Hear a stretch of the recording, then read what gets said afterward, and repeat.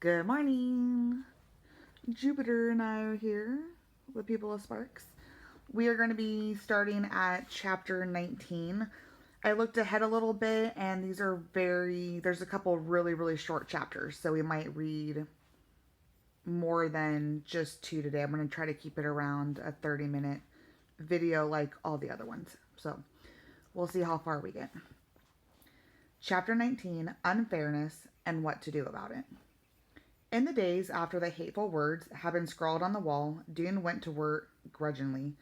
He didn't want to work with people who did such awful things. He had to remind himself that they weren't all ignorant brutes and that they were still giving the Emberites shelter and food, even though they were no longer allowing them to eat their lunchtime with their families, and even though they were planning to send them out to fend for themselves in the winter. But the people who had written those words, no one was trying to find out who they were, and no one was punishing them. What was the one getting the evil looks and being called bad names? He was. He who had done nothing. He couldn't stand the wrongness of it. He felt it physically, as if he were wearing clothes that were too tight, a shirt that pinched him under the arms, pants that were too short and too snug. Unfair, unfair, unfair, he kept thinking. He couldn't bear unfairness. One day, he was assigned to clean the fountain in the center of the plaza. Chugger handed him tools for the job: a bucket, a lawn stick with a metal scraper on one end, and a pile of rags. Chugger lifted up one of the bricks in the pavement near the fountain. Under it was a round handle. "You turn this off first," he said. "It shuts off the water coming in from the river." He gave it several turns, and the spouting water in the middle of the fountain dipped and vanished. "Now the water in the basin will drain through the outflow pipe," Chugger said. "It goes back into the river. When the basin is empty, you climb in there and scrub. I want this thing clean as a drinking glass when you are through." Chugger left, and Dune watched the water level slowly going down. The lower it got, the more green scum was revealed. It coated the inside of the fountain like slimy fur. He plunged his stick into the water, scraped it along the fountain's inner wall, and pulled it out again. Wet green strings swung from the end of it, and he shook them off into the bucket. He thrust the stick in again, scraped, brought up more muck. Into the bucket it went. For the next 10 minutes he scraped the bottom and sides of the fountain with the stick and filled the bucket with slippery strands of scum, along with a few apricot pits, dead bugs, and rotting leaves. The water was about half gone now, but it seemed to be draining very slowly. Probably, Dune reasoned, this was because the outflow pipe was getting blocked with all the loosened scum being drawn toward it. But because the water was so murky, he couldn't see where the outflow pipe was. At that moment, Chugger came up behind him. "What the heck is taking you so long?" he said. "If you had any sense, you'd have figured out the drain is clogging up." He grabbed the stick out of Dune's hands and began probing in the water. "I did figure it out," Dune said, "but I couldn't see where it was because—" "There," said Chugger, who wasn't listening. He pried loose a clump of soggy crud, and the water level was once again going down. He thrust the stick toward Dune again. "Now get busy, and try using your brain once in a while, if you have one." He stalked away. Dune clamped his teeth together to hold in the rage that was boiling up in him. He glared at the retreating back of Chugger and imagined throwing his stick so hard it hit him right between the shoulder blades. "I hate being talked to that way," he thought, "as if I'm a moron. Why does he get to talk to me like that?" When the water had all drained out from the fountain, Dune took his shoes off, grabbing a handful of rags, and climbed in. On his knees in the green slime that covered the bottom, he wiped and scrubbed. Now and then people came by and peered at him and said, "Ugh, yuck." It felt as if they were saying "ugh" and "yuck" about him. Not surprising, since he was now just about as filthy as the rags he was using. No one told him, "Good job," or said they were pleased the fountain was getting cleaned. When he finally finished, he opened the inflow valve and plugged the outflow valve, and once again the water leapt from the central pipe and the fountain began to fill. Dune sat down on the rim and put his bare feet in the water to rinse them off. He stayed there for a minute, resting. The cool, clean water felt good. Chugger came around the corner. "What are you doing?" he yelled. He strode toward Dune. "I don't know how you do it from where you're from, but here when we work, we work. We don't sit around gazing at the sky." Dune started to say he was not gazing at the sky, he was taking a 1 minute rest. But when he opened his mouth to speak, the rush of anger that came up through his body was so volcanic that he closed his mouth again and sat there shaking, his face flushed and burning, afraid he would explode if he tried to say one word. Do not get angry, he told himself, remembering the advice his father had given him so many times. When anger is in control, you get unintended consequences. You don't speak when you're spoken to, said Chugger. Maybe you didn't hear me. Maybe I need to make it clear. He took a deep breath. His voice came out in a hoarse bellow. Get moving, you stupid barbarian, now. He seized Dune by the arm and yanked him backward. That was when Dune felt his rage shooting up like a steam, unstoppable. Let go of me, he screamed. I am not a barbarian. You are. You are. He tried to jerk away from Chugger, but Chugger held on. Dune pulled harder, wrenching his whole body sideways and slamming against the bucket, which was now next to him on the rim of the fountain. The bucket went flying, spewing its slimy contents over a girl who happened to be walking by. She screamed and slapped at the stinking green sludge running down the front of her shirt. People rushed up to her and shouted angrily at Dune, who gave one more frantic pull and finally freed himself from Chugger's grasp. For a second, he and Chugger stood glaring at each other. Dune knew how he must look to the people around him. Clumsy, filthy, wild-eyed, and worse than that, a violent boy. The kind of boy who would waste good food. The kind of boy whose ugly, fiery temper could cause real damage. He turned and stalked away. No one tried to stop him. He realized when he had gone a short distance that he had forgotten to pick up his shoes, but he wasn't going back for them. He ran barefoot all the way back to the Pioneer. I've done it now, he thought. I made everything worse, and yet none of it was my fault. I was trying hard to do my job and trying even harder not to get angry, but look what happens. The unfairness of it, the tremendous injustice, felt like a stone in his heart. We will do something about this, Tick told Dune that night. They were standing by the hotel's back stairs, where they had encountered each other on the way in from the outhouses. You are being abused. We all are. We mustn't stand for it. Dune nodded. He had told Tick about Winter, and now Tick was more outraged than ever. The look on his face was hard and determined. Dune admired Tick's strength and the way he always seemed to know what to do. He himself was never so absolutely clear. He saw too many sides of things. It confused him. What should we do? He asked. Strike back, said Tick. They have attacked us more than once in many ways. It's time for them to find out that if they hurt us, they'll get hurt too. They'll get hurt? Was this the right thing? But it did seem fair. After all, wrong should be punished. How do we do it? Said Dune. Many possibilities, said Tick. He leaned against the wall beside the stairs. He had a red patch on his arm, Dune noticed, that he kept scratching at. It was the first time Dune had seen that Tick too suffer from the bites and scrapes that plagued the rest of them. He isn't perfect, Dune reminded himself. He isn't always right about everything. We could refuse to work, Tick went on, but everyone would have to refuse, and I'm not sure everyone would. It would be better to take direct action. Action about what? Asked Dune. About food.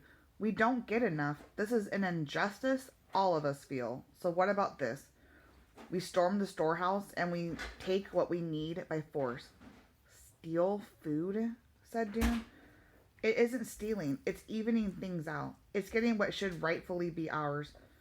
There was no hint of uncertainty in Tick's voice. Dune thought about this. It did make sense. You had to act out against injustice, didn't you? You couldn't just let it happen. I know lots of people who will join us, Tick said. I'll call them together. We'll have a meeting and make a plan. He started up the stairs and then turned around and looked down on Dune. But first, he said, we have to arm ourselves. We do? Of course. We need to make sure we'll defeat our enemy. What do we arm ourselves with? I'll tell you, Tick said, when we meet, tomorrow night, after dinner, at the head of the road. Chapter 20. The City Destroyed. When the city came into view before them, the three travelers stood speechless, gazing out over ranges of hills standing dark against the western sky.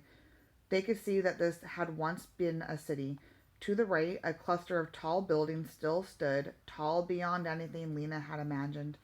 But there were no more than shells of buildings, hollow and broken, their windows only holes. Through some of them, Lena could see the sky turn scarlet by the sunset. All else was a wind-swept wasteland. Whatever buildings had once been here had long ago fallen and crumbled into the ground. Earth and dust and sand had blown across them, and grass had grown over them, softening their outlines. Here and there, traces of ruins remained. They looked from this distance like outcrops of stone, hardly more than jagged places on the smooth slopes. Faint lines of shadow showed where streets must once have been. Lena stared, trembling. This was far, far from the city she had imagined. Not even the version she had revised for the disaster had looked like this. This couldn't be called a city at all anymore. It was the ghost of a city. Even Caspar seemed daunted. He craned forward, his hands shading his eyes. It looks somewhat destroyed, he said. It looks completely destroyed, said Maddie. They sat down from the truck and stood beside the oxen. A trick of the light, said Caspar, squinting harder. He pulled his glasses from his pocket and put them on. When we get closer, no doubt it'll look different. How do you plan to get closer? Maddie asked him, and for the first time Lena saw that a few yards in front of them the road came to an end. There was an edge of broken pavement, and beyond it a great slab of roadway slanted downward. It had stood on pillars once. You could see a few of the pillars still standing, and rods of thick wire twisting out of them. From here on, the road was a chaos of concrete, gigantic chunks leaning against each other. There was no way the truck could go on. The sun was nearly down now, and the brilliant red of the sky was fading. Between the ruined buildings drifted a gray mist, and the wind blew more sharply. Some white birds soared high above, screaming. It used to be so beautiful, said Maddie. I've seen pictures of it in books. There was a tremor in her voice. Lena looked up and saw that tears stood in her eyes. I knew it was destroyed, Maddie said, but not like this. What happened to it? Lena asked. It was the wars, said Maddie. They must have... She shook her head. They must have been terrible, she said. What were they about? Lena asked. Maddie shrugged. I don't know. And the people who lived there, what happened to them? All killed, I suppose, said Maddie, or most of them. Caspar was frowning at the shadowy wilderness that lay below. In the daylight, he said, I'll be able to see how to proceed. Proceed? Maddie grabbed Caspar's arm. Are you out of your mind? Caspar yanked his arm away. No, he said. I am not. Maddie swept her hand out toward the city. It's miles and miles of buried rubble, she cried. Streets buried under fallen bricks and broken glass, mountains of concrete and melted metal, sand and earth blown all over it, and grass growing on it. Caspar nodded, his face grim. Right, he said. A challenge. You were right about bringing this one along. He tipped his head toward Lena. Someone small and light, that's what I'll need. Going to have to do some tunneling. No, Caspar, said Maddie. You must give up this idea. You can't find anything here. I can, said Caspar. I can find it. I have the numbers. I have it all worked out. He plunged one hand into his pocket and scrapped around and brought out a piece of paper. He snatched his glasses off, put the paper up close to his eyes, and squinted at it. Lena took a step closer to him and peered sideways. The paper was black with scribbling, a tangle of words and numbers and crossouts. 47 east, muttered Caspar. 395 west. His eyes flicked back and forth between the paper and the dark hills before him, flicking faster and faster. 71, he murmured. It's just a matter of... In the daylight, he caught sight of Lena. What are you staring at? He said. Nothing, said Lena. She felt suddenly sick and frightened. Maddie was right. Caspar was out of his mind. The sun disappeared behind the farthest hill and darkness fell. Maddie turned back toward the truck. We'll camp here tonight, she said. We still have enough water in the buckets. They set their blankets on the side of the truck away from the wind, but Lena shivered and couldn't sleep. After days of longing to arrive at the city, she wanted nothing now but just to leave. There was a terrible place, full of angry ghosts and sad ones. When she closed her eyes, she seemed to hear their voices, shouts and screams and dreadful sobbing, and to see flashes of fire in the smoky sky, in sheets of flame sweeping through the streets. A wail escaped from her. She couldn't help it. She felt so afraid and miserable. A moment later, she heard Maddie's voice close to her ear. "Let's talk for a while," Maddie said. "Okay," said Lena. She sat up, wrapping her blanket around her. Casper was pacing up and down on the other side of the truck, muttering himself. "What about him?" she said. "Don't worry," answered Maddie. "He's lost in his calculations." A gust of wind shook the truck. Its loose fender clattered. "I hate it here," said Lena. "Yes," said Maddie. "Terrible things happened in this place. You can still feel it." "Were the people in those old days extremely evil?" Lena asked. "No more than anyone," Maddie said. "But then why did the wars happen? To wreck your whole city, almost your whole world, it seems like something only evil people would do." "No, not evil. At least not at first. Just angry and scared." Maddie was listening for a moment in silence. Casper's footsteps came closer, crunching on the gravelly ground, and then recorded again. Lena inched a little closer to Maddie. "It's like this," Maddie said at last. "Say the A people and the B people get into an argument. The A people do something that hurts the B people. The B people strike back to get even. But that just makes the A people angry all over again. They say, 'You hurt us, so we're going to hurt you.' It keeps on like that. One bad thing leads to a worse bad thing, and on and on." It was like what Torrin had said when he was telling her about the disaster. Revenge, he had called it. "Can't it be stopped?" said Lena. She shifted around under her blanket, trying to find a place to sit where rocks weren't digging into her. "Maybe it can be stopped at the beginning," Maddie said. "If someone sees what's happening and is brave enough to reverse the direction." "Reverse the direction?" "Yes, turn it around." "How would you do that?" "You'd do something good," said Maddie, "or at least you'd keep yourself from doing something bad." "But how could you?" said Lena. "When people have been mean to you, why would you want to be good to them?" "You wouldn't want to," Maddie said. "That's what makes it hard. You do it anyway. Being good is hard. Much harder than being bad." Lena wondered if she was strong enough to be good. She didn't feel strong at all right now. "Time to sleep," said Maddie. Lena pulled the blankets over her head, but still she could feel the wind and hear the oxen making low, uneasy sounds. She heard Casper still pacing to and muttering under his breath. "I want to go home," she thought, and for the first time the picture that arose in her mind was not of the dark, familiar buildings of Ember, but of sparks under its bright sky. She thought of Dr. Hester's house, and the garden blooming in the sun, and the doctor puttering with her 100 plants. She thought of Mrs. Murdo sitting in the doctor's courtyard, basking in the warmth, and Poppy playing with a spoon beside her. Even Torn was in the picture, proudly arranging his possessions on the window ledge. And of course, there was Doone.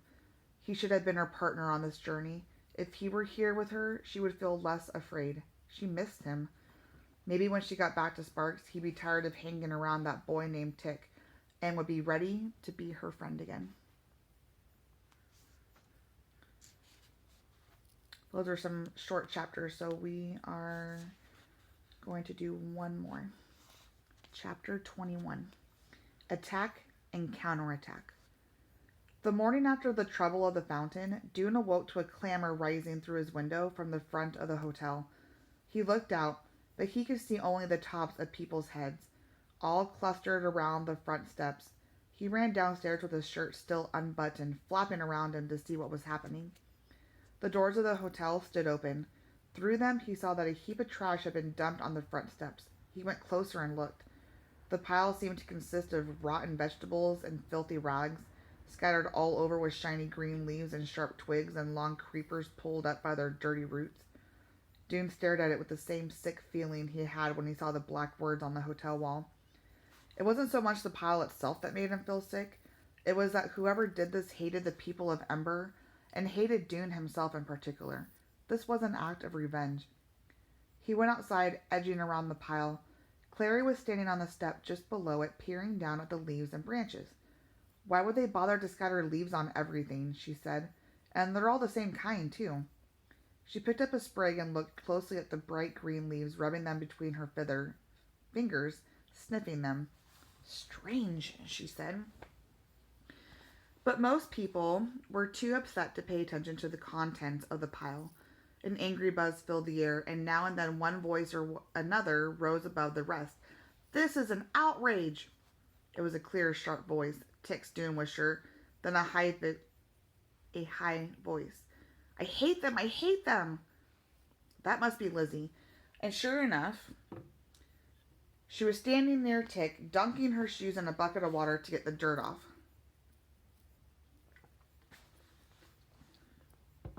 Sorry. After a while, Tick climbed the steps and clapped his hands. "All right, everyone, we've been attacked again, and this is the worse than the first time. It's a disgusting insult, and it fills us with rage. But all we can do right now is get this mess off our doorstep. Let's get busy and clean it up." Everyone did. They picked up armloads of the leafy vines and carried them away. They shoved the garbage down onto the ground and kicked it into the bushes. They brought buckets of water up from the river and sloshed them over the steps until everything was more or less clean. Tick supervised all of it, calling out directions, though he didn't do any actual work himself, Doon noticed. "Doesn't want to get his clothes dirty," thought Doon rather grumpily. When the cleanup was done, people stood around and argued. Some were for marching down to the town that every minute, confronting the town leaders and demanding that the vandals be punished. Other people said no, it wasn't good to cause trouble. It would just make everything more unpleasant. And anyways, it wasn't the whole village that was against them, only some of them. "But which ones? How do we stop them? They have to be stopped," someone yelled. "I'm tired of being blamed and punished," cried someone else. "I'm tired of being starved. And what about winter?" someone yelled. The word had spread, and people had added this to their list of grievances. "Are we just going to sit here and take this treatment? No, no, no." Doon could see Tick moving through the crowd, bending to speak into the ear of one person and then another. As people listened, their eyes narrowed and their lips tightened, and they turned to Tick and nodded. The shouting died down after a while because people couldn't agree on a course of action. If they didn't go to work, they wouldn't get any lunch. So most of them went to their ordinary routines, washed their hands and faces in the river, ate what remained in their parcels of breakfast, and they headed up the road toward the village. Doon and his father went too, though Doon went reluctantly. "Father," he said, "this is the third time they've attacked us. Don't you think we have to do something?" "What do you propose we do?" his father said. "I don't know," said Doon, "but we have to do something. We can't just let ourselves be trampled, can we?" "Son," said Doon's father, "I don't know the answer. We're in a tough situation here." He clasped his hands behind his back and walked for a while, looking down at the road. "It does seem that something is called for," he said finally. "The trouble is that violence just leads to more violence. So I don't know." Doon's team was assigned to the cornfield that day. He and his father spent hours on their knees yanking prickly weeds out of the ground. Doon's arm itched. He kept having to stop and scratch it. Was a mosquito biting him? He scratched and scratched and scratched. It felt like 50 mosquito bites, not one. He had them on the other arm too. Both arms itched like crazy. Finally, he stopped working and held his arms out in front of him. From wrist to elbow, they were carpeted with red lumps. "Look, father," he cried. "I have a rash. What is it?" "I don't know, son," his father said, "but I have it too." The itchy rash spread over the arms and hands and faces of all the Emberites who had helped with the cleanup that morning. "What is this?" people said as they worked in the bakery and the bike shop, the brickyard, and the tomato fields. They itched, they scratched, the rash spread and oozed and itched some more. The villagers knew what it was. "Poison oak," they said. They explained about the oil on the leaves, how you only had to touch it to get a rash. "You must have been scrambling around in the woods," they said. But the Emberites had not been scrambling in the woods. They knew how they had been poisoned. Someone had did this to them on purpose. Fury spread among the Emberites like a fire. Those who heard about the poison oak raged about it to those who hadn't, and before long everyone knew. Diggers threw down their shovels, fruit pickers pushed the ladders to the ground and stalked out of the orchard. Someone in the bakery flung a great clump of dough at the supervisor, and someone in the egg shop hurled 3 eggs at the wall. The terrible itching aggravated everyone's anger, and before long the people of Ember began to gather in the streets and in the plaza, and the gathering became a crowd. and the crowd became a mob. Dune ran into the village with the other field workers, and he found himself in the middle of the mob. He heard Tick's voice from somewhere nearby. "They gave us poison! What shall we give them?" When there was no response but a confused babble, the question came louder. "What shall we give them?" This time an answer came. A crash and a tinkling of shattered glass. Someone had thrown a rock through the window of the town hall. Cheers arose, and all around them, Dune saw people suddenly bending over looking for more rocks to throw, more crashes, more yelling. People started snatching things from the stalls. A jar of jam came sailing overhead. Arms reached up to catch it, but it fell past them and landed a few feet beyond Dune, smashing open, splattering his legs with sticky red goo and splinters of glass. He saw people stealing muffins into their pockets, and he saw Tick with his arm stretched backward, ready to throw a rock at the window of the tower. He saw Miss Thorne running her hands, shielding her head, and the Hoover sisters backing up into the egg shop, trying to get away. He was suddenly frightened. At that moment, the doors of the town hall opened, and Ben Barlow strode out. His face was twisted in a rage. "Stop them!" he shouted. "Stop these thieves and vandals!" "You poisoned us!" shouted someone in the crowd. "We've had enough!" shouted someone else, and threw a potato right at Ben. It hit him in the stomach, and he bent over, his mouth dropping open. A roar came from the crowd. Tick's voice rose above the others. "Fill your pockets! Fill your pockets and run!" he screamed.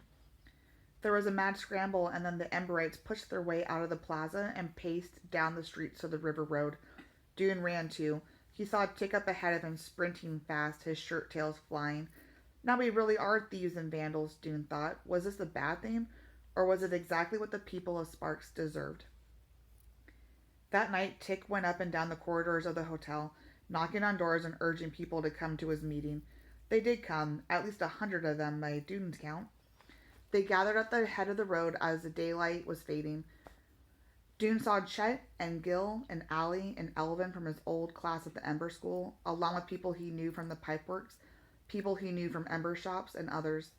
Most of them were boys and men, but there were women and girls too. Most were silent, but some were whispering excitedly to each other. They formed a semicircle in front of Tick, who had climbed onto a tree stump. Dune saw Lizzie standing near Tick, gazing at him open wide. The moon shone behind Tick's head. It gave a silver edge to his hair, but left his face in darkness. "All right," Tick said. His voice was quiet, but instantly the whispering stopped. "Our time has come. They've attacked us 3 times now. Today we showed them a little of our anger. We made them understand that we won't be taken advantage of anymore. They must know if they hurt us, they will be hurt too. We will strike back. We are warriors now." Murmurs of approval rumbled through the crowd.